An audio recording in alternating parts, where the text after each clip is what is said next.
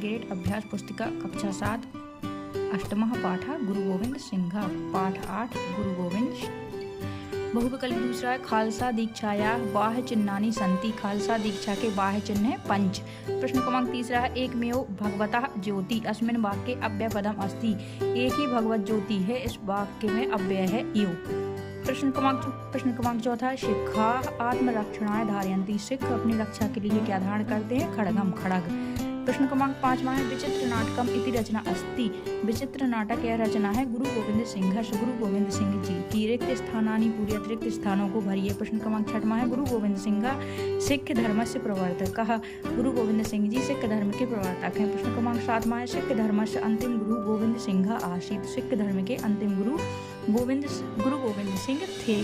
प्रश्न क्रमांक 8वां है धारयन्तु इति पदे बहुवचनम अस्ति। धारयन्तु इस पद में बहुवचन है। प्रश्न क्रमांक 9वां है अस्य हृदय पूर्ण ज्योति प्रकाशो अस्ति सह यो खालसा भवति। जिसका हृदय पूर्ण ज्योति से प्रकाशित होता है वह ही खालसा होता है। प्रश्न क्रमांक 10वां है गुरु गोविंद सिंह स्ववीर गाथा विचित्र नाटकम इति पुस्तके सूचितवान। गुरु गोविंद सिंह ने अपनी गाथा विचित्र नाटक इस पुस्तक में सूचित की है। एक पदेन उत्तरम लिखत, एक पद में उत्तर लिखिए। प्रश्न क्रमांक 11वां है गुरु गोविंद सिंह से जन्म कस्मिन् नगरे अभवत। गुरु गोविंद सिंह का जन्म कौन से नगर में हुआ था? पटना नगरे। प्रश्न क्रमांक 12वां है सिख धर्मानुयायिनः के। सिख धर्म के अनुयायी कौन होते हैं? सिक्खाः। प्रश्न क्रमांक 13वां है गुरु गोविंद सिंह कस्य धर्मस्य दशमा। गुरु गोविंद सिंह कौन से धर्म के 10वें गुरु थे? सिख धर्म से सिख धर्म के। प्रश्न क्रमांक 14वां है गुरु गोविंद सिंह से काव्यम किम। गुरु गोविंद सिंह जी का कौन सा काव्य है? चंडी चरितम। एक वाक्य उत्तरम लिखत, एक वाक्य में उत्तर लिखिए। प्रश्न क्रमांक 15वां के भक्ता आसन कौन भक्त हैं? कबीरः गुरु नानकः सूरदासः भक्ता आसन। प्रश्न क्रमांक 16वां है गुरु गोविंद सिंह आबाल्यात् किम कृतवान। गुरु गोविंद सिंह जी ने बचपन से क्या किया? सह जनानां शक्तिम जागरितुम आप्त विश्वासे कार्यम कृतवान। उन्होंने लोगों में शक्ति जागरण करने के लिए विश्वास के साथ कार्य किया। प्रश्न क्रमांक 17वां है तस्मिन् समये कस्य मुगल शासकस्य शासन आसीत्। उस समय कौन से मुगल काल का शासन था? तस्मिन् समये औरंगजेबस्य मुगल शासकस्य शासन आसीत्। उस समय मुगल शासक औरंगजेब का शासन था। प्रश्न क्रमांक 18वां है वीर रसस्य सहज कवि का आसीत। वीर रस के सहज कवि कौन थे? वीर रसस्य सहज कवि गुरु गोविंद सिंह आसीत। वीर रस के सहज कवि गुरु गोविंद सिंह जी थे। दीर्घोत्तरम लिखत पाठे आगतानां धर्म संरक्षकाणां वीर पोषणां विषये एकम वाक्यम लिखत। पाठ में आए हुए धर्म संरक्षक वीर पुरुषों के विषय में एक एक वाक्य लिखिए। प्रश्न तो पहला हो जाए गुरु गोविंद सिंह शौर्यम धैर्यम त्याग विशिष्टम आसीत। गुरु गोविंद सिंह का शौर्य धैर्य और त्याग विशिष्ट था।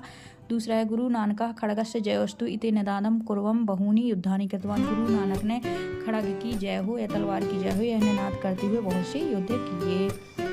प्रश्न क्रमांक 20वां है विभिन्न धर्मेषु पूजा स्थलान किम किम कथ्यते सूची निर्माणम कुरुत।